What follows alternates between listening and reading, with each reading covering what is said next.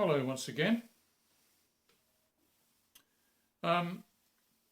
First of all, I'd just like to say thank you to my new subscribers. It's very much appreciated. In these days of pettiness and demoralisation by like-minded, misguided people who truly believe that mainstream media are telling them the truth. And of course they're not. The truth is this: Western propaganda is the most sophisticated propaganda in the world, and it hypnotises the great majority of people who have no idea what is actually going on. And the fog of propaganda blinds the majority. But what must be remembered is this very old adage. You've probably heard it yourself. You can fool some of the people all of the time, and all of the people some of the time, but you cannot fool all the people all the time. That's a fact. Now, I'm not going to mention the conflict today because of obvious reasons, what's going on, what's occurring, but I'll leave a link in the descriptions to this video. That's the little chevron on the right hand side, and it's a good analysis of what is going on and what needs to happen. Now, like I said, our economy is in big trouble, and it's a lot more serious than what people think.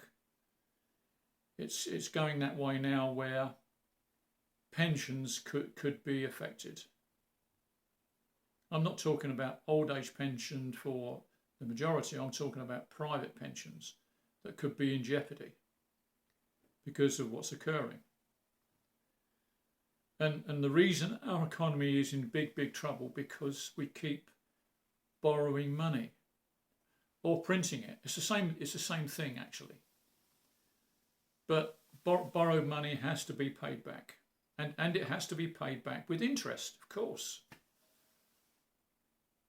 And printing money is a bit like adding water to your wine to make more wine. Yeah, you get more in your glass, but it dramatically reduces the desired effect of what it can do.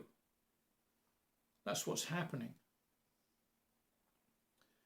And propaganda is precisely how elections are won and how they are lost. Just look back at the debacle of the Cambridge Analytica when Facebook sold all your information and it went on to decide an election. And how many other elections have been interfered with? Who knows? We'll never know. And newspapers sell the way they want the story to unfold. News is not news unless it's exaggerated, or put another way, the writer has poetic license. Well, until it lands in the editor's desk, that is. Then they maybe have to rewrite it to suit the political agenda of their sponsors. And it's much the same across the board when very rich people sponsor institutions when they feel obligated to cozy up to their benefactors. I urge you to go to Google and Google the Gates Foundation and see where all its billions are distributed to. Don't be surprised to find out that major universities and major newspapers, not to mention Big Pharma, receiving generous donations. And of course, these generous donations would never have any effect on such moral institutions, would they?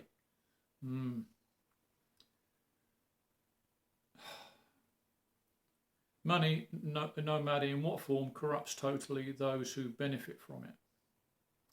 Philanthropists generally have a guilty conscience for having so much money, but it doesn't stop them wanting more or wallowing in the power that extreme wealth brings. And like I said, I haven't mentioned the conflict today because of the current situation.